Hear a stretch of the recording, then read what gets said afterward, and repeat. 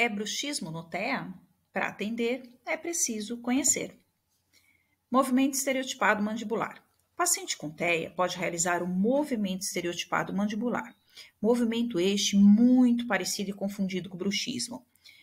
O movimento estereotipado mandibular consiste numa estereotipia quando esse paciente está ansioso, nervoso, desorganizado e nos momentos de tranquilidade esse movimento cessa, na mesma condição que ele realiza outros movimentos estereotipados, como o balançar do corpo, das mãos.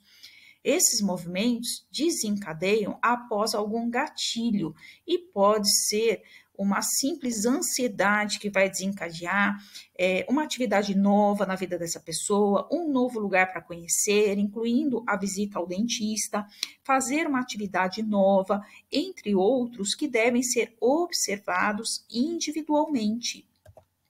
No livro da professora Silvia Chedi, no Prevenção de Má Oclusão do Bebê, tem um capítulo onde eu descrevo este movimento e é extremamente importante ao odontopediatra identificar precocemente este movimento estereotipado mandibular para minimizar os danos à estrutura dental da pessoa com TEA e também ao sistema estomatognático em geral, encaminhando esse paciente ao neurologista para um acompanhamento terapêutico e muitas vezes medicamentoso.